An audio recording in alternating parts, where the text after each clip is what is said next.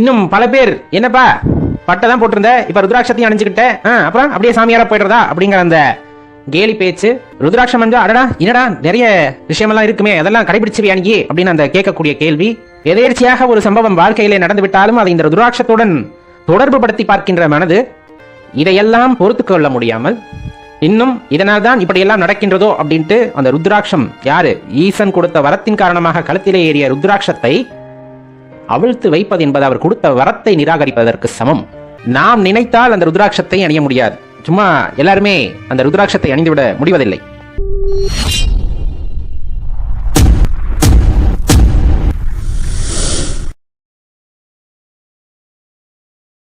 இந்த ருத்ராட்சம் அப்படிங்கிற மகா பிரசாதத்தை பத்தி எல்லாத்துக்குமே தெரியும்.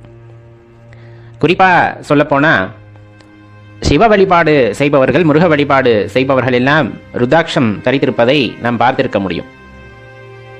ருத்ராட்சம் அப்படிங்கிறது இறைவனோட ஆசீர்வாதம் அப்படின்னா அதில் மிகையாகாது. சரி, இப்ப தெளிவா தெரிந்து கொள்ள வேண்டிய விஷயம், இந்த ருத்ராட்சம் எல்லாருமே அணிந்து விட முடிகிறதா அப்படிங்கிறது தான். நம்ம ஏற்கனவே பலமுறை சொல்லி இருக்கின்றோம், நாம் நினைத்தால் அந்த ருத்ராட்சத்தை அணிய முடியாது. சும்மா எல்லாருமே அந்த ருத்ராட்சத்தை அணிந்துவிட முடிவதில்லை. ஒரு வீம்புக்காக நாமும் அணிவோம் அப்படின்ட்டு சில பேர் அணிந்தாலும் அது கழுத்தில் இருப்பதில்லை. சில பேர் வந்துட்டு பிறர் சொல்கிறார்களே நாம் அணிந்து பார்ப்போம் அப்படின்னு சொல்லிட்டு அணிந்து கொள்கிறார்கள். அதிகபட்சம் ஒரு மாசம், அதுவே எனக்கு தெரிந்த அதிகபட்சம், அவர்களே கழட்டி விடுகிறார்கள். இன்னும் பல விதங்கள்ல இந்த மாதிரி சம்பவங்களை பார்க்க முடியும். தெளிவா தெரிந்து கொள்ள வேண்டிய ஒரு விஷயம்தான், அப்படியே அடிக்கடி சொல்றது அதுதான். இறைவன் விரும்பினால் தான் உன் கழுத்திற்கு ருத்ராட்சம் வரும். இறைவன் விரும்பினால் தான் ருத்ராட்சம் உன் கழுத்திற்கு வரும். அது நிலைத்திருப்பது அப்படிங்கிறது உன் மனதை பொறுத்தது. உன் கழுத்திலே அது நிலைத்திருப்பது அப்படிங்கிறது உன் மனதை பொறுத்தது. ஏன்னா இறைவன் வரம் கொடுத்துட்டார்.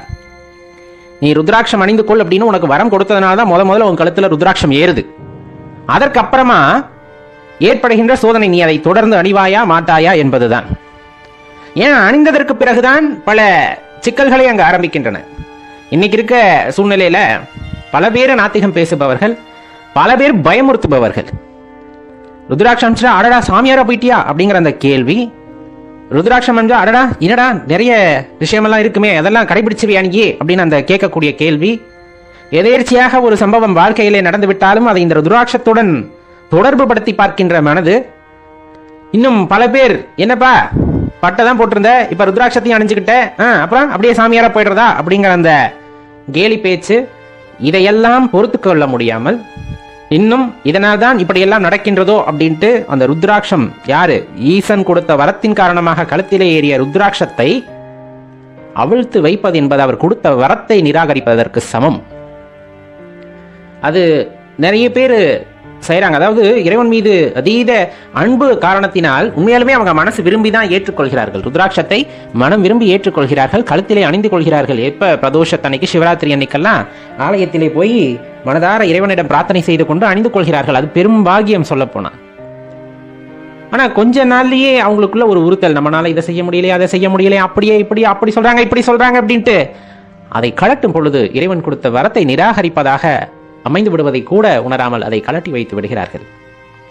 அதை செய்யலாமா அப்படிங்கிற அந்த மனது ரொம்ப கடினமான விஷயம். இதை எப்படி தாண்டி வர வேண்டும் என்று அவர்களுக்கும் தெரிவதில்லை. உண்மையாக சொல்ல போனால் நல்ல தெரிந்து கொள்ளுங்கள் அடியார்களே, சிவபெருமான் கருணை மிக்கவர். சிவபெருமான் கருணை மிக்கவர், ஆதியும் அந்தமும் இல்லாதவர், எல்லா இடத்திலும் வியாபித்திருப்பவர், எல்லா இடத்திலும் வியாபித்திருப்பவர். இங்க ஒருவேளை அந்த ருத்ராட்சத்தை மட்டும்தான் சிவச்சின்னமா நினைச்சீங்கன்னா அது உங்களுடைய அறியாமை, அது உங்களுடைய அறியாமை. திருநீர் விபூதியும் சிவச்சின்னம். அதை எங்கெல்லாம் அணிந்திருக்கின்றோம் அப்படிங்கிறதையும் பார்க்கணும். இப்போ நம்ம ஒரு தீட்டு தடங்கு வீட்டுக்கு போகக்கூடாது, அதை பண்ணக்கூடாது, இதை பண்ணக்கூடாதுன்னா ஒரு உயிர் உடலை விட்டு பிரிந்தாலும் அந்த உடலுக்கு பூசுவது விபூதி. அப்ப தீட்டு அந்த இடத்துல எங்க போச்சு? அப்ப சிவச்சின்னம் அப்படின்னு சொல்லக்கூடிய விபூதிக்கு அந்த தீட்டு இல்லை. அப்படிங்கும் போது உன் மனதிலே தீட்டு இருந்தால் மட்டும்தான் உன்னால் எதையுமே அணிய முடியாது. உடலிலே ஏற்படுகின்ற தீட்டினால் நீ கலட்டவில்லை, உன் மனது தீட்டாகிவிட்டது. உன் மனதிற்குள்ளே குழப்பம் அதிகமாகிவிட்டது.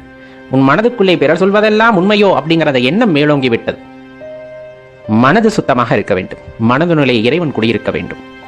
எப்ப நீ இறைவனை வேண்டி ருத்ராட்சத்தை கழுத்தில் ஏற்றுக்கொண்டாயோ அன்றே உன் மனதிற்குள் சர்வேஸ்வரன் வந்து வீற்றிடுகின்றார். அப்படி உள்ள கோவில் கொண்ட இறைவனுக்கு நாம் காட்டுகின்ற அன்பின் காரணமாக, நாம் செலுத்துகின்ற அந்த பாசத்தின் காரணமாகத்தான் அந்த ஆற்றலானது அதிகரிக்கும். உனக்குள் ஒரு பிரகாசம் ஏற்படும், அந்த பிரகாசம் உன் முகத்தில் வெளிப்படும். இன்னும் சொல்ல போனா சில பேர் சொல்லுவாங்க இல்லையா, ருத்ராட்சம் அணிந்தா அதை விட்டுறணும் இதை விட்டுறணும் அப்படின்ட்டு. அப்பதான் இந்த ஆரம்ப காலகட்டத்திலே ஒரு குழப்பம் ஏற்படும். நிறைய சொல்றாங்க, ஐயா அங்க போகக்கூடாது இங்க போகக்கூடாது, அசைவத்தை சாப்பிடக்கூடாது, அப்படி இப்படின்னு சொல்றாங்க. அப்படின்னு இறைவன் வேண்டும் என்று நினைக்கின்றோம். ஒரு விஷயம், ஒரு உன்னதமான விஷயம் வேண்டும் என்று நாம் நினைக்கின்றோம். அது எப்படிப்பட்டது அப்படின்னா, உயர்ந்தது, இந்த பிறப்பிலே நாம் அடையக்கூடிய அரும்பெரும் ஒரு வாய்ப்பு, அல்லது அது ஒரு கிடைத்தற்கு அரிய பொக்கிஷம். அது நமக்கு வேண்டும் என்று நினைக்கும் பொழுது ஏதேனும் ஒரு சில விஷயங்களை நாம் விட்டு கொடுத்தால் தானே அது கிடைக்கும். அப்படிங்கும் போது அதை விட்டுத்தான் பார்ப்போமே என்ற மனம் கூட வருவதில்லை. பாருங்கள், அதுதான் அந்த இடத்துல ரொம்ப தர்ம சங்கடமான சூழ்நிலையா இருக்கும். அதை விடணுமா விடக்கூடாதா அப்படிங்கிறது இது அடுத்த விஷயம். ஆனா அந்த இடத்துல அந்த ஒரு எண்ணம் கூட, இறைவனுக்காக நாம் இதை கூட செய்ய மாட்டோமா அப்படிங்கிற அந்த ஒரு எண்ணம் அவர்களிடம் வராமல், கழுத்திலே ஏறி அந்த ருத்ராட்சத்தை கீழிருக்க வேண்டும் என்று நினைக்கும் அந்த மனம் அப்படிங்கிறது ஒரு அறியாமையில் ஆழ்த்தப்பட்டிருக்கிறது அப்படிங்கிறத தான் தெரிஞ்சுக்கணும். தாராளமாக 5 முக ருத்ராட்சத்தை ஏற்றுக்கொள்ளுங்கள். தாராளமாக அது குழந்தைகளுக்கும், நாமும் பெண்கள் அணியலாமான்னு ஒரு கேள்வி, தாராளமாக அணியலாம். இறைவனில் ஏது ஆண் பெண் பேதம்? இறைவன் ஆண் பெண் பேதத்தை எல்லாம் பார்ப்பதில்லை. உண்மையாகவே படைப்பில் 2 படைப்பை இறைவன் கொடுத்திருக்கிறார், ஆண் என்றும் பெண் என்றும் கொடுத்திருக்கின்றார். இன்னும் அர்த்தநாரியாக இருந்து அடுத்த காட்சியும் கொடுக்கின்றார். அப்ப இறைவன் எல்லா இடத்திலையுமே உறைந்திருக்கின்றார். அப்படிங்கும் போது அந்த இடத்துல பேதம் அப்படிங்கிறதே இல்லை. பேதம் அப்படிங்கிறது இல்லை. ஆண் பெண் இருபாலரும் சரி, அர்த்தநாரிகளும் சரி அணியக்கூடியது ருத்ராட்சம். தாராளமா அணியலாம். மனக்குழப்பமே இல்லாமல் அணிய வேண்டும். கழுத்தில் ஏறிவிட்டால் எந்த காரணத்திற்கொண்டும் சந்தேகம் வரக்கூடாது. ஏதேனும் ஒரு சம்பவம் நடந்தால் அந்த ருத்ராட்சம் காரணமாக இருக்கும் என்று பழி போடக்கூடாது. அது இறைவனுடைய வரப்பிரசாதம். அது காலத்திலே ஏறிவிட்டால் உங்களை பாதுகாக்கும் மரணாக இருக்கும். சித்த மருத்துவத்திலே ருத்ராட்சத்தின் பலன்களை பற்றி சித்த மருத்துவர்களிடம் கேட்டறிந்து கொள்ளுங்கள். அவ்வளவு அரும்பெரும் பொக்கிஷத்தை நீங்கள் கழுத்தில் ஏற்றுக்கொள்கிறீர்கள், அதுவும் ஒரு குரு மூலமாக நீங்கள் ஏற்றுக்கொள்கிறீர்கள். அப்படிங்கும் போது இன்னும் சிறப்பு. அது அவ்வளவு பெரிய பொக்கிஷம், நாம் தவற விட்டு விடக்கூடாது. இன்னொன்று, இறைவனிடம் இருந்து கிடைத்த வரத்தை வேண்டாம் என்று சொல்லிவிடாதீர்கள் அப்படிங்கிறதுக்காகத்தான் இதை பதிவு பண்ண வேண்டியதா இருந்தது. நண்பர்களே, கொஞ்சம் யோசிச்சு பாருங்க, கழுத்தில் ஏறின ருத்ராட்சத்தை எதற்காக இறக்கணும், இறைவன் கொடுத்த வரத்தை ஏன் வேண்டான்னு சொல்லணும் அப்படின்னு. ஏறிய ருத்ராட்சம் ஏறியதாக இருக்க வேண்டும். கிடைத்த அந்த வரமானது அரும்பெரும் வரம் என்பதை உணர்ந்து கொள்ள வேண்டும். நன்றி, வணக்கம்.